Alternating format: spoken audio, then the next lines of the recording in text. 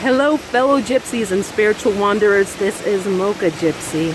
I'm just down here by the river doing my grounding, and I have some thoughts that I'd like to share. Okay, my daughter and I, we like to go to the center of town, be at the park, be in front of the church. And by the way, Costa Rica, they have a law that in every major town that all the churches have to be in the center of town. They're Catholic churches, of course, and they all have to face north and have a park facing it. All right, so how's that for social cohesion? Genius idea. People are always there, even at night. Children, families, old people, young people, teenagers. That is the space where people see and be seen. You know. But anyhow, what we like to do, usually my daughter and I, we like to go to the church. They're always having mass throughout the day and throughout the evening. But we go in between masses where people are just like sitting, praying and such. And we just go in there for a few minutes. It clears my mind. It makes her feel good, you know. And on either side, you know, when you go in, there are two shrines, one to Jesus on one side and then one to Mother Mary. And, you know, we go to both, you know, and I say my prayers to Mother Mary. And, you know, we sit in the church for a little while, then we leave, all right? And my daughter told me a very interesting thing. She told me a very interesting thing yesterday. She mentioned to me when we were in the church that, you know, she rather, you know, I asked, oh, do you want to pray to the Jesus shrine? You know? And she said, no, I rather pray to Mother Mary. Okay, and she's 5. She's almost 6. And I just thought that was interesting because I totally get it. I totally get that. Because I know for myself, I tend to pray to, for good or for bad, I tend to pray to Mother Mary more. You know, especially times when I feel emotionally overwhelmed, when I feel stressed, when I feel like I've lost my center. Okay? And so yeah, I totally got it. And in our house, we also honor Oshun. All right? I've been honoring Oshun for, geez, maybe around 4 years, now 3-4 years, okay? And she actually found me before I believe she found me before I even knew who she was. But that's another story altogether. But anyhow, praying to Mother Mary, honoring Oshun and such. And hearing my daughter say that she rather pray to Mother Mary, that tells me of course she's more connected to her. All right, it had me thinking about feminine divinity. All right, and how that may influence our psyche as women and as men too. But right now of course I'm talking from the female point of view. And I kind of like the fact that my daughter feels a connection to Mother Mary, because it made me think about the type of woman she would grow up to be, or is likely to grow up to be. Okay? Because I'm of the belief, not an anthropologist, not a sociologist, that, you know, when you grow up with female gods, feminine gods, or feminine deities, feminine divine figures, as a woman with that type of upbringing will have a totally different mindset than if she grew up with only male divine figures. all right? How she would place herself in the world, how she would see herself in relation to men. And so I felt more secure with knowing that my daughter, unlike myself, who was brought up, Seventh-day Adventist, one part of my childhood, Baptist, Pentecostal, her, where, you just have male divine figures, Jesus, the Godhead, God. And the only time that Mary is mentioned is during Christmas time, and that's only because she birthed Jesus, and that's it. Whereas with the Catholic tradition, they give more reverence to Mother Mary. She has more of a place, all right? So anyway, I guess what I'm trying to say is that I feel that my daughter will be more of a secure person, not really place men in a higher position than to the point where it's to her detriment of lowering herself, if that makes sense. Where she doesn't feel like she has to bend over backwards to please a man because there's some sort of void in her, where somewhere deep, where someone who was brought up with only male figures, male deities and such, would, on some deep level only see, kind of like worship men, and see themselves as women as less than. And I'm not saying that in a hardcore feminist way, because I don't consider myself a feminist, okay?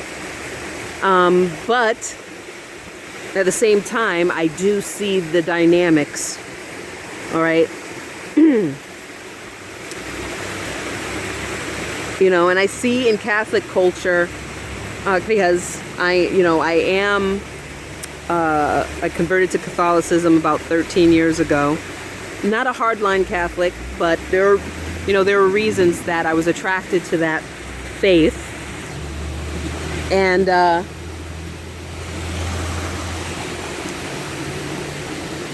so yeah.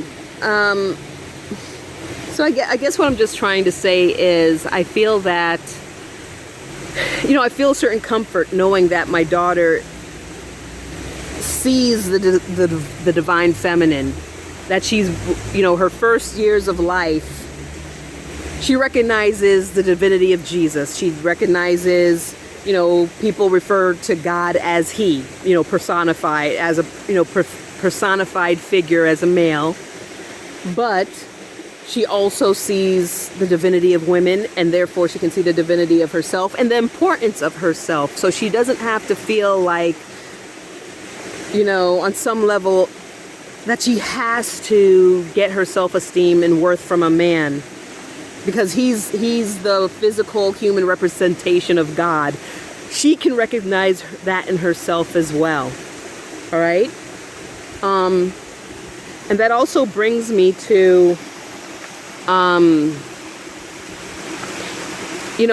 we in society, at least in Western culture, through movies, literature, we tend to see God, the Godhead, God figure, as a older white male, right?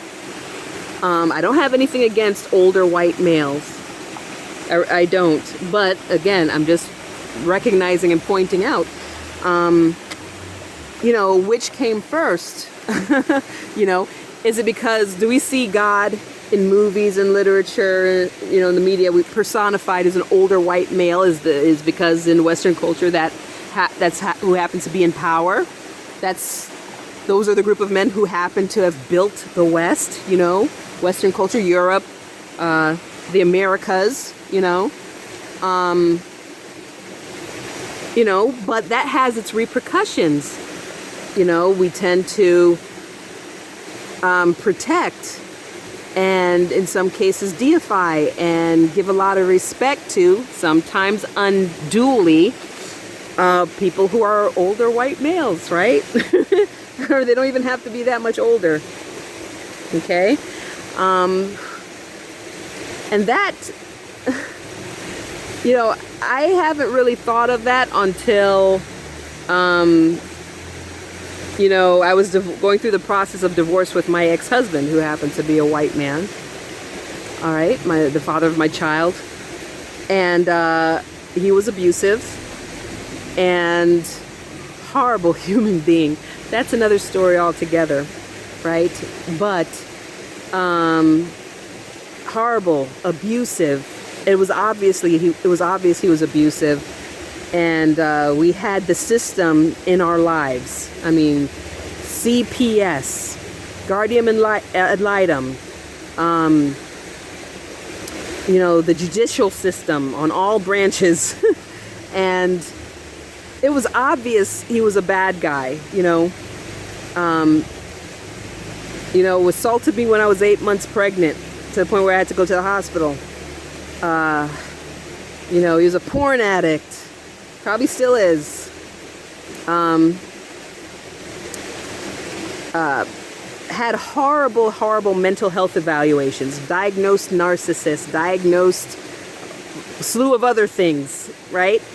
And the people within the system still took his side, right? They still took his side. And yeah, I could chalk it up to regular, degular racism, but dealing with the social workers, dealing with the county prosecutor, it didn't help that we were in small town Wyoming. Sundance, Wyoming, represent, right? I'm originally from Connecticut. Long story how I ended up there. But I knew it was, I felt on a spiritual level, it was more than just regular, like, racism. These people really, truly, first of all, they were very religious, people in that town, but they also had some sort of blinders on, like a veil was over them. Like they couldn't, when it came to a black woman up against a white man in a legal battle for the welfare of a young child, my daughter, at the zero level, they couldn't even comprehend that maybe I was the good guy. And they couldn't comprehend that he was the bad guy. Even though in black and white, paper reports, police photos, everything, you know, they still favored him. You know, and people from the outside who are familiar with the system, they couldn't even understand why he kept on getting these passes. But anyway, you know, I really believed on a spiritual level, on a deeper level, beyond just regular racism.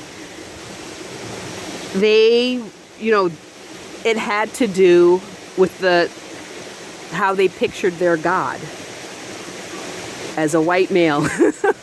And that might sound crazy to some of you listening, and some of you might get what I'm talking about. But they could not wrap their mind. They could not wrap their mind around him being a bad guy.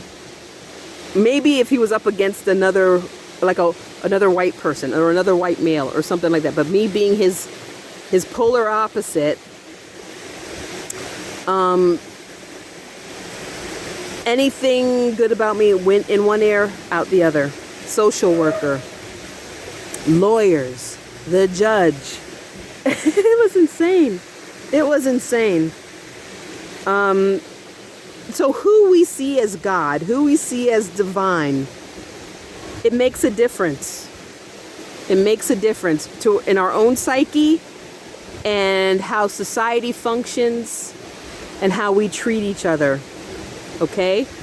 And the farthest you are away from who they see as God, who society sees as God, maybe the worse off you'll be, or the more unfairly treated you'll be. You know, that was definitely my case. That's a part of the reason why I'm in Costa Rica. Another story altogether, folks. But yeah.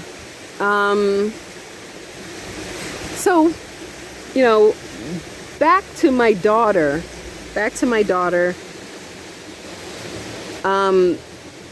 You know, I don't see her as like humbling herself, you know, doing anything to keep a man, you know, starting off as the default, seeing herself as worthless because she sees the divinity in being a woman, being female. Those first few years, those first few impressions of her life, Mother Mary, Oshun, you know, and other female deities, that she knows that on some deep level she's up here, you know, equal to a man in importance, you know.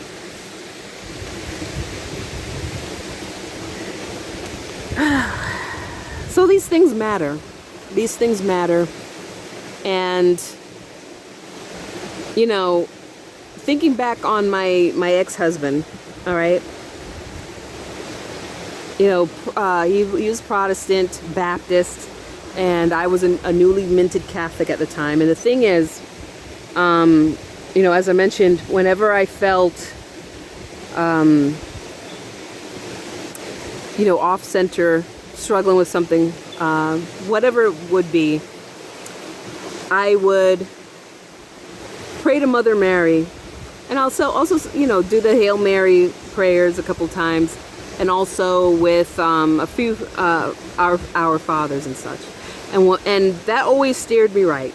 When I met my then husband, my ex-husband, he said, "Oh, now that's wrong. You know, if you're not praying to Jesus, you're praying to demons. You know, things like that." And you know, he made a case for it, and I stopped praying to Mother Mary. You know, because I believed at the time it was wrong to do. Maybe the Catholics had it wrong and everything like that. And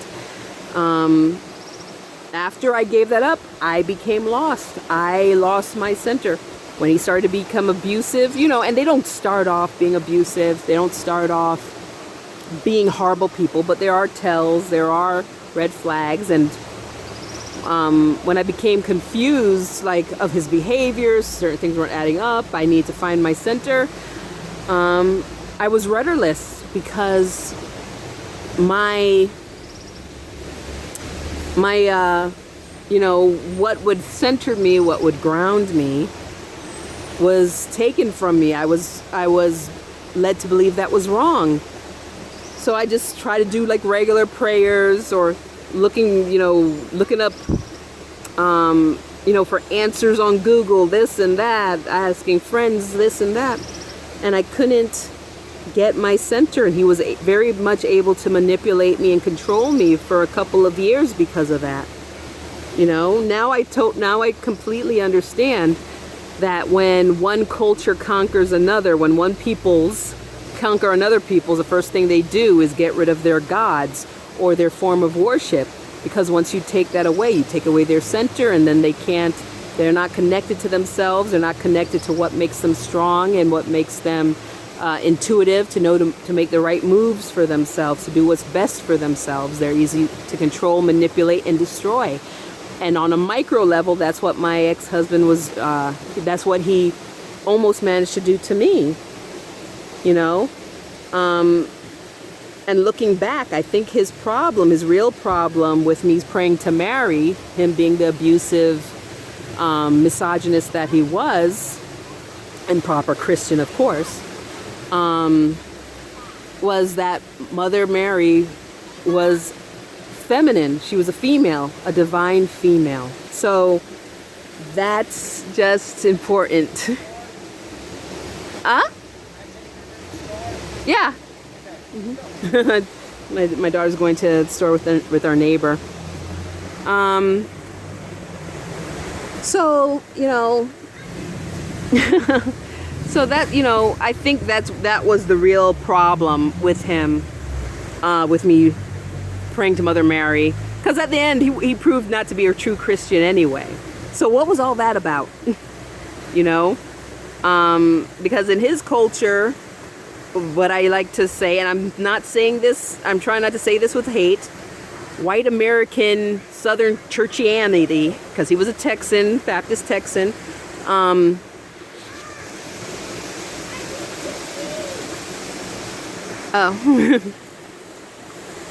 No, it's open.